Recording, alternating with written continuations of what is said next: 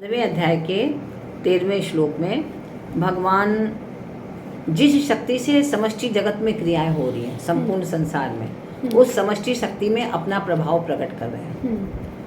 Gamma विश्य च भूतानि धारयाम्यहमोजसा पुष्णामि चौषधी सर्वः सोमो भूत्वा रसात्मकः। गामा विश्य च भूतानि,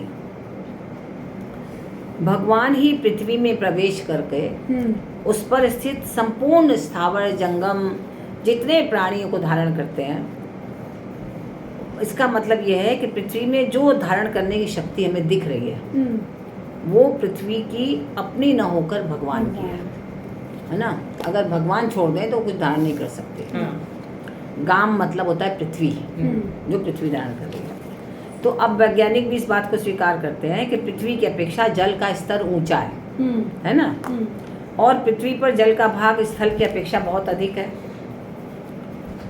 पृथ्वी का ज्यादा है ना। तो ऐसा होने पर भी पृथ्वी जलमग्न नहीं होती, जल से ऊपर रहती है, हमेशा जलमग्न नहीं होती। ये भगवान की धारणा शक्ति का ही प्रभाव है, क्योंकि भगवान उसको धारण करे हुए हैं, इसलिए वो जलमग्न नहीं हो रही, जबकि जल ज्यादा है।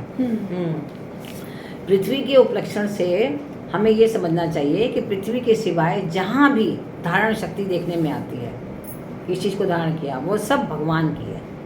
धारणा शक्ति जितनी भी है पृथ्वी में, अन्नादि औषधियों के जो उत्पन्न करने की जो उत्पादिका शक्ति है, और गुरुत्वाकर्षण शक्ति है पृथ्वी में, है ना।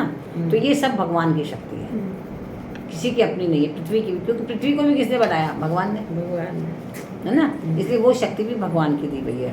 पुष्णामि चौषधी सर्वः सोमो भूत्वा रसात्मकः।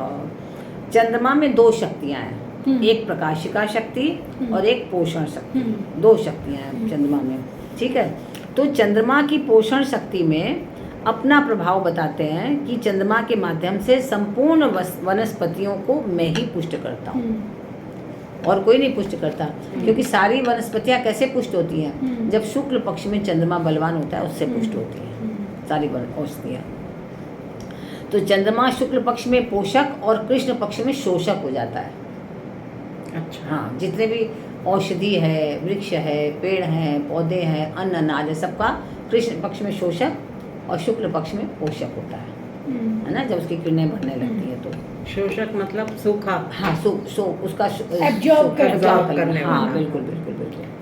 और पोषण का मतलब उसको बढ़ा दे रहा है, हाँ, उसके अंदर जो जितने न्यूट्रिशंस है ना वो फीड कर रहा है। तो शुक्ल पक्ष में रसमय चंद्रमा की मधुर किरणों से अमृत वर्षा होने के कारण जितने भी लता पता जो भी वृक्ष हैं सब पुष्ट होना शुरू हो जाते हैं, है ना, और फलते फूलते रहते हैं। तो माता के उदर में स्थित शिशु भी शुक्ल पक्ष में वृद्धि को प्राप्त होता है। हाँ, तो ये सब बातों का ध्यान रखना चाहिए। अच्छा। हम लोग पूरे 9 महीने तक कौन कौन से ग्रहों का प्रभाव बच्चे पर रहता है बताया जाता है। अच्छा, हाँ। तो विशेष रूप से जब आप ये देखिए कि हम लोग जब प्रेग्नेंट महिला रहती है, गर्भवती स्त्री रहती है, तो उस समय एक पूजा कराई जाती है। 2 महीने पूजा होती है अलग अलग महीनों में।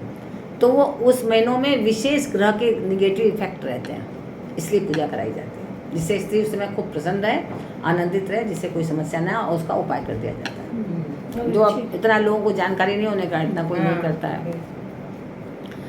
तो चंद्रमा में प्रकाश के साथ साथ अमृत वर्षा की शक्ति भी है।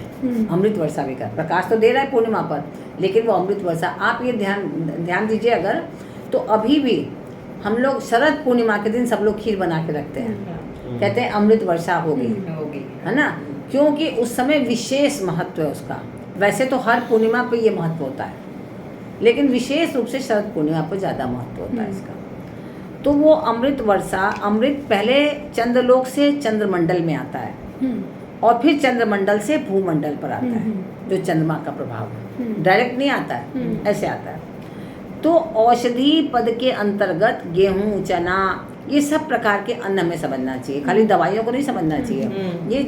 ये सब जितने भी खाद्य पदार्थ हैं ये भी तो एक तरह औषधि की तरह है, हमें हमारी रक्षा करते हैं, हम लोग इसको खा के अपना करते हैं। तो चंद्रमा के द्वारा पुष्ट हुए अन्न का भोजन करने से मनुष्य नहीं, पशु पक्षी जितने समस्त प्राणी सब पुष्ट होते हैं, खाली मनुष्य थोड़ी ना होते हैं। तो औषधियों से वनस्पतियों में चंद्रमा शरीर को पुष्ट करने की शक्ति है, तो चंद्रमा से ही आती है ना। और चंद्रमा की वो पोषण शक्ति किससे आती है? उस परमात्मा से आती है। तो भगवान ही चंद्रमा को निमित्त बनाकर हम सबका पोषण कर रहे हैं। तो पृथ्वी, चंद्रमा आदि सब भगवान की अपरा प्रकृति है ना। 2 प्रकृति है ना, परा प्रकृति और अपरा प्रकृति। तो इसके धारक, उत्पादक, पालक, संरक्षक, प्रकाशक सब कुछ भगवान ही है, इस बात का हमें ध्यान रखना चाहिए। तो भगवान की शक्ति होने से अपरा प्रकृति भगवान से अभिन्न हो जाती है। तो ये सब क्यों बताया जा रहा है? इसलिए कि हम ये भगवान के महत्व को समझ सकें, और जब महत्व को समझेंगे तो उनके उतने ही समीप जाएंगे। यस।